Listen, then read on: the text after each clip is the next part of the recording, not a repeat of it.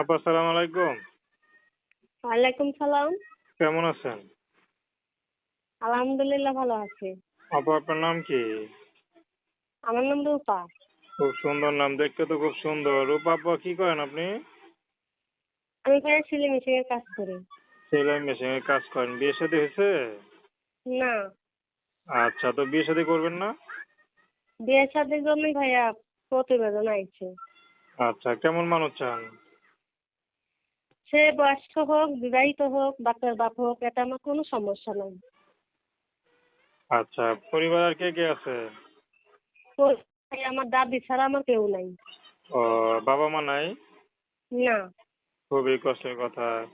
তো বাবা মাকে কি দেখানো নাই নাকি? ওনার বাবা মা মারা গেছে। আচ্ছা আচ্ছা। তো পড়াশোনা করছেন নাকি? হ্যাঁ, 7 পর্যন্ত। 7 পর্যন্ত পড়ছেন, তার পড়লেন না কেন? আর পড়ি নাই ভাইয়া, সেরকম সামর্থ্য নাই, আমার বুড়া দাদি পড়াইতে পারে নাই, এর জন্য আর পড়ি নাই।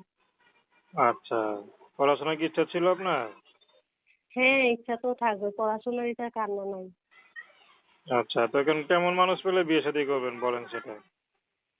ভাইয়া সে কালা হোক, ধলা হোক, বুড়া হোক, জোয়ান হোক, বিবাহিত হোক, এতে আমার কোনো সমস্যা নেই, শুধু যে আমার ভালোবাসবে, ভালো রাখবে এইটাই। আচ্ছা। আমি তো তো দর্শক, আপনারা রূপাপুর কথা শুনলেন। তো প্রেম ভালোবাসা সাহায্য সহযোগিতা বিয়ে শাদী করা একান্ত আপনাদের ব্যক্তিগত ব্যাপার। আসুন আমরা 5 ওয়াক্ত নামাজ পড়ি, সর্বদা দেশের সেবা করি।